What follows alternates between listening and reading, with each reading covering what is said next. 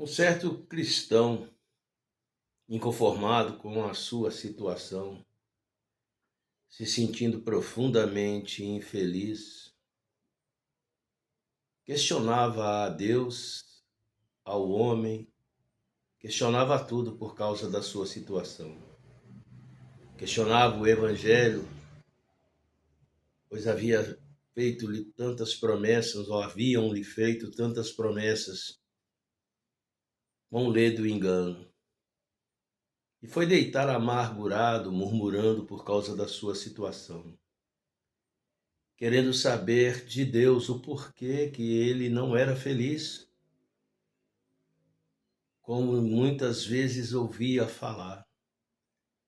E desacreditado desta felicidade, amargurado, este homem acabou por adormecer. E no sonho ele queria buscar de todas as formas o culpado da sua infelicidade, do seu insucesso. E neste sonho ele viajava no tempo, à medida que o tempo passava. Ou seja, em cada etapa do seu sonho, ele migrava para uma determinada época. Começou quando estava em terras estranhas, onde não havia liberdade para se pregar o evangelho. De repente, percebeu um missionário sendo preso, humilhado por causa do evangelho.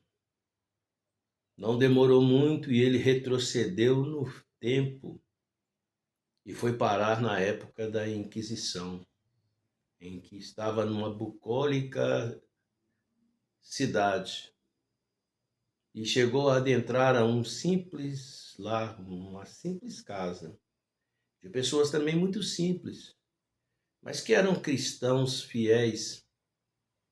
Mas se assustou quando de repente vieram algozes perseguidores na época da Inquisição e tentaram e pegaram aquela família. E quando ele viu que ele também seria preso pelo mesmo erro, pela mesma questão, ele começou a correr desesperadamente, porque aquela família não aceitava as tradições romanas e foi tida como uma família herege e foi lançada no fogo. E à medida que ele corria desesperado, ele ultrapassou as épocas.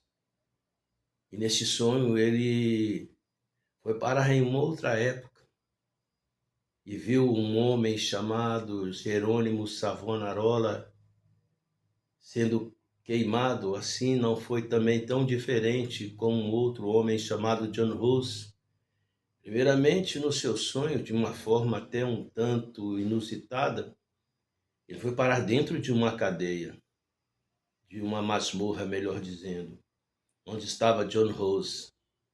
E John Hus estava tão angustiado com a dor terrível no dente.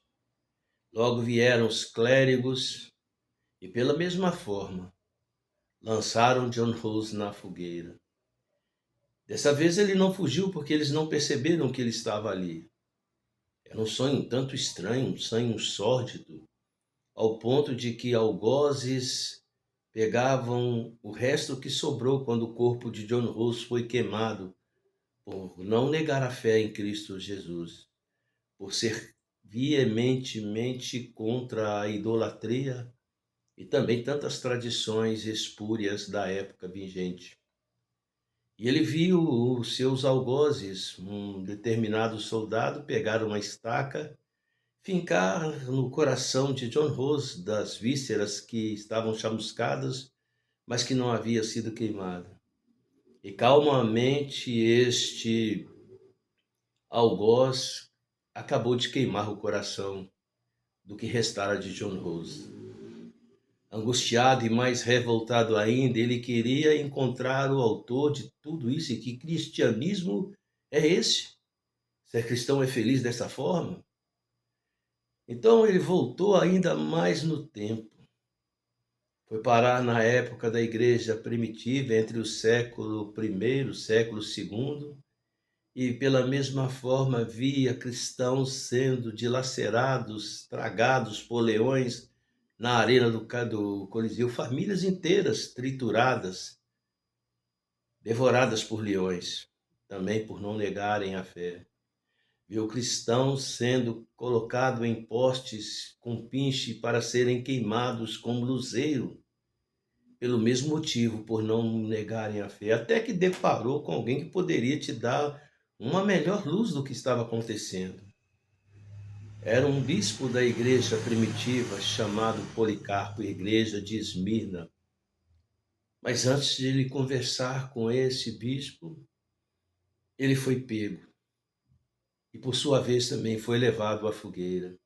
Ele ouviu perfeitamente aqueles soldados dizendo que ele deveria negar esta fé tão abrupta, tão cruel, tão bárbara. Mas ouviu a voz calma daquele sereno ancião dizendo: há 86 anos tenho servido.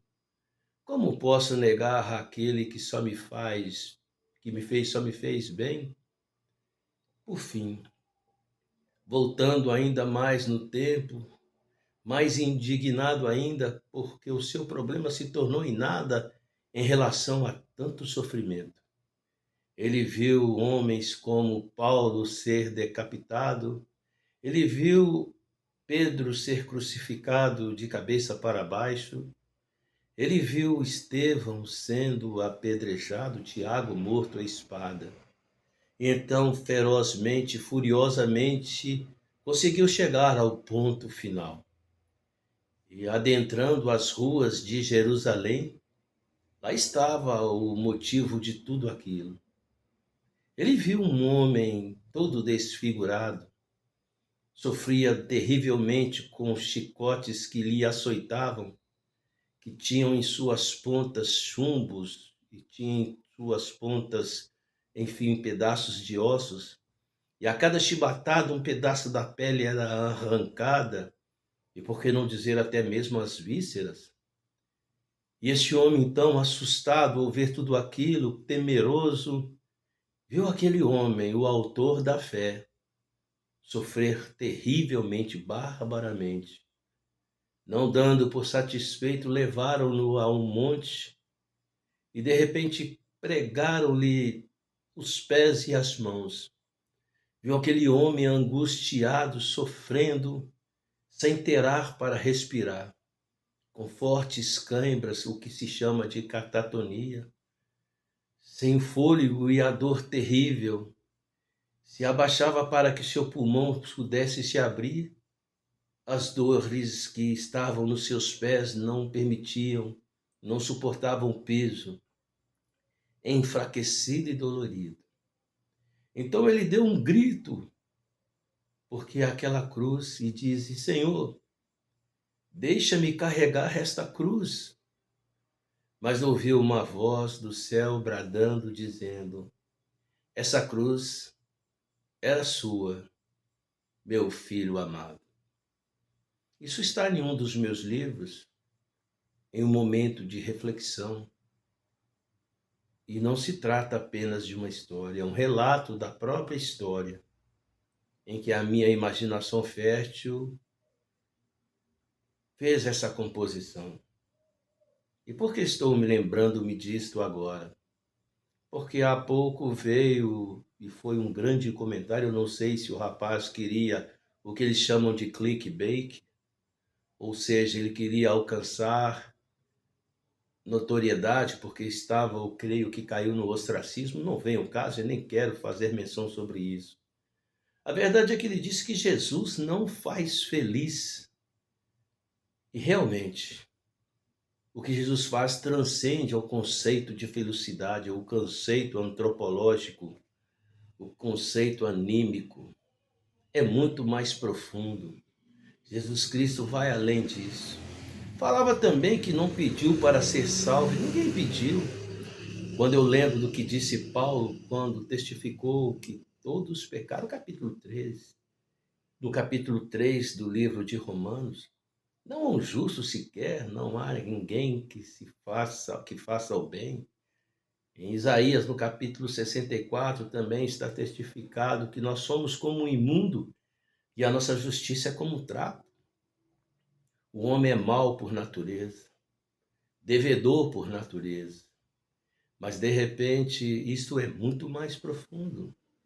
Porque todos, segundo disse Paulo no livro de Romanos, no capítulo 3, todos pecaram, porquanto destituídos da glória de Deus estão. Devemos nos contentar apenas com a vida que Deus me deu. Mas, infelizmente, esse evangelho antropocêntrico, humanista, das luzes de neon, da fama e de tantas outras disparidades, deturpações, promulgam não o verdadeiro evangelho. O evangelho que fez um povo de João Valdo, seguidores de João Valdo, que eram os valdenses, fugir para os Alpes com medo da perseguição e ali morrerem no frio, com fome.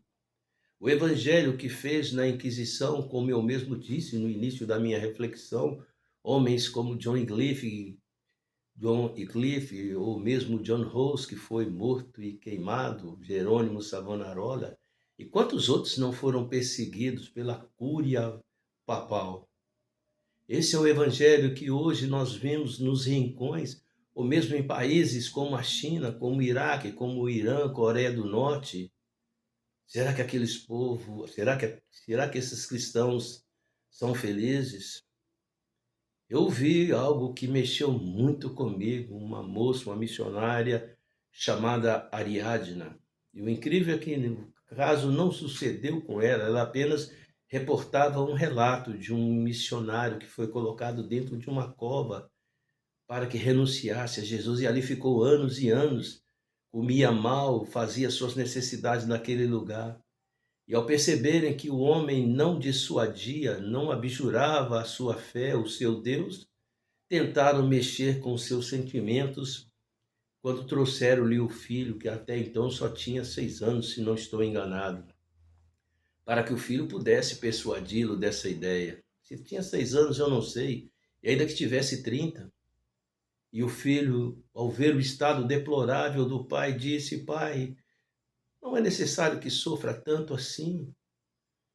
Renuncia a tudo isso. Mas esse missionário preferiu a morte a ter que renunciar a Cristo Jesus.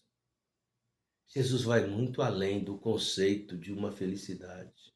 Aqui na minha cidade, ainda esta semana, infelizmente por causa da débil natureza humana, eu tive momentos angustiosos, sábado e domingo, onde a depressão foi algo tão profundo, porque via pessoas, tal como Asaf no Salmo 74, quando via pessoas se darem bem, ou pessoas que talvez a índole deles não eram tão compatível, o testemunho deles, melhor dizendo, não eram tão compatíveis, estavam vivendo uma vida tranquila, aparentemente felizes.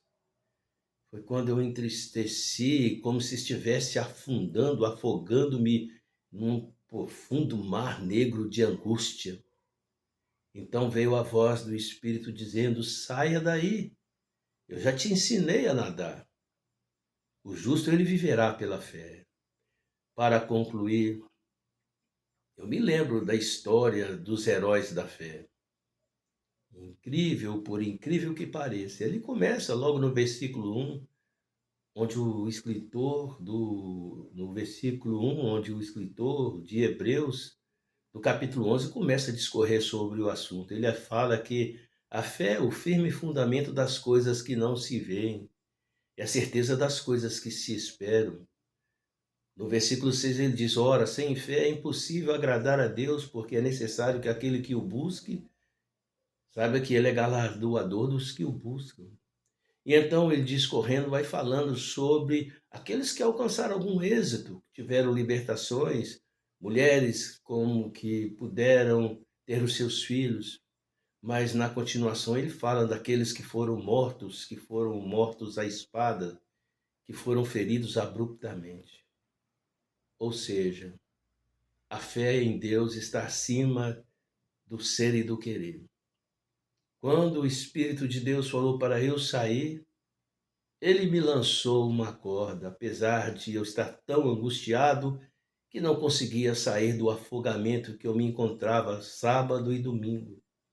E já angustiado, ele lançou essa corda, e essa corda estava escrito algo tão profundo por Paulo, que passou a sua vida preso nas cadeias de Roma. E aquele que passou a vida preso dizia: alegrai-vos. Como ele podia dizer para alegrar, sendo ele um homem que sofreu? No livro de Coríntios ele fala sobre isso. Me parece que é segundo, vou lembrar agora se é segundo ou primeiro a Coríntios, no capítulo 12. Eu creio que é segundo a Coríntios, em que ele disse, falava sobre as provações e as tentações, que havia sofrido 39 menos uma vara de açoite, ou seja, ele foi martirizado, ferido, humilhado por amor ao Evangelho. Ele mesmo deixa testificado que não tinha sua vida em nada por perfeita, contando que ele pudesse pregar o Evangelho. Mas o que estava escrito na corda, ele que passou por todos estes sofrimentos, e que ainda por cima foi-lhe dado um espinho na carne, me fugiu literalmente agora, e eu sei esse texto onde está de cor, mas não vem ao caso. Só sei que está em Coríntios. Mas Paulo havia dito para que eu não me ensoberbecesse pelas excelências das pregações, foi-me dado um espinho na carne para que eu não me gloriasse, pelo que por 3 vezes clamei a Deus. Mas ele me disse: Paulo, a minha graça te basta, pois o meu poder se aperfeiçoa na sua fraqueza. E Paulo continua dizendo: de sorte que me gloriarei nas angústias, nas tribulações e nas perseguições. E ele conclui dizendo: porque quando estou fraco, aí sim é que eu sou forte. Mas não era isso que estava escrito na corda que o Espírito Santo lançou, para que eu saísse do mar de angústia, já que me via prejudicado, humilhado e rejeitado por Deus. Nessa corda estava escrito na voz de Paulo o que ele disse aos Filipenses, no capítulo 4, a partir do versículo 12, por aí. Não que eu tenha aprendido a contentar-me com o que tenho. Sei viver em abundância, eu sei padecer necessidade. Em todas as coisas estou instruído, tanto a ter fartura como a padecer necessidade. Eu posso todas as coisas naquele que me fortalece. Essa corda estava segurada e está segurada nas mãos de Jesus. Eu pedi a Deus perdão e me atrelei a essa corda. E posso dizer, eu não sou nem feliz e nem infeliz. Eu sou apenas alguém que foi achado pela graça e misericórdia de Deus, o que transcende aos sentimentos antropológicos, anímicos, ou qualquer coisa condizente ao ser humano. Porque como também está escrito no capítulo 15 do livro de Coríntios, 1 Coríntios, quando isto que é corruptível se revestir de incorruptibilidade, quando isso que é mortal se revestir de imortalidade, então cumprirá a palavra que está escrita. Tragada foi a morte na vitória. Onde está, ó morte, o teu aguilhão?